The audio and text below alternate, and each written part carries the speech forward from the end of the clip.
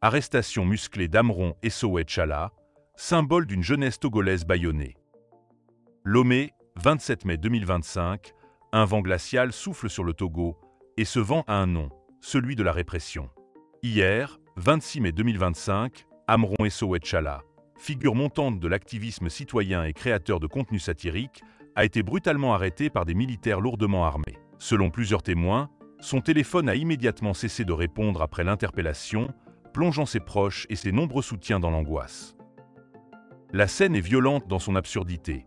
Amron, qui venait à peine de publier un sketch léger mettant en scène ses enfants, a vu sa liberté anéantie pour avoir mentionné la date du 6 juin. Cette date, anodine en apparence, correspond à l'anniversaire du prince héritier du Togo, Faure Sozima Gnassingbé, président au pouvoir depuis bientôt un quart de siècle. Dans un pays où l'humour est désormais perçu comme un crime, ce simple clin d'œil familial a suffi à déclencher une opération militaire digne d'une chasse à l'homme.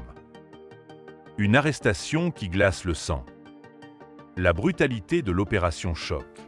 Les militaires, armés jusqu'aux dents, selon les témoins, ont mené l'arrestation comme s'ils capturaient un dangereux fugitif. Pourtant, Amron n'a jamais brandi autre chose que des mots, des vidéos, des rires. Dans les heures qui ont suivi, un silence pesant s'est abattu. Le téléphone de l'activiste est resté éteint, ses comptes sur les réseaux sociaux figés. Les organisations de défense des droits humains s'inquiètent déjà. Où est Amron? Est-il en sécurité? A-t-il été placé au secret, comme tant d'autres avant lui? Le poids d'un symbole. Plus qu'un simple créateur de contenu, Amron était devenu une figure emblématique pour de nombreux jeunes Togolais.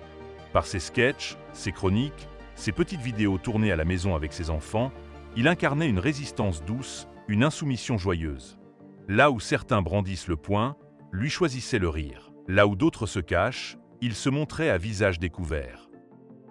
Et voilà qu'aujourd'hui, au lieu d'inspirer le courage et la fierté, nous voyons des activistes, d'ordinaires porteurs d'espoir, fondre en larmes. Un contraste brutal, presque irréel. Alors que le héros est arrêté, ceux qui devraient galvaniser la rue s'effondrent dans le désespoir. Cette image, partagée en boucle sur les réseaux sociaux, pourrait bien devenir l'une des photos marquantes de l'année. Un exemple pour la jeunesse. Que l'univers s'incline en sa faveur. La phrase, soufflée par un proche d'Amron, résonne comme un vœu solennel. Oui, qu'il serve d'exemple, qu'il devienne un point de départ. Car au-delà de l'émotion immédiate, une question s'impose. Que fera la jeunesse togolaise de cet événement? Se laissera-t-elle abattre par la peur, ou saura-t-elle transformer cette injustice en moteur de changement? Depuis des décennies, le Togo vit sous le joug d'un régime qui a perfectionné l'art de l'étouffement. Censure, arrestation arbitraire, pression, exil forcé. Mais chaque génération produit ses figures. Et Amron, par son audace tranquille, est l'un de ces visages qui marquent. La vieille dictature face à l'usure du temps.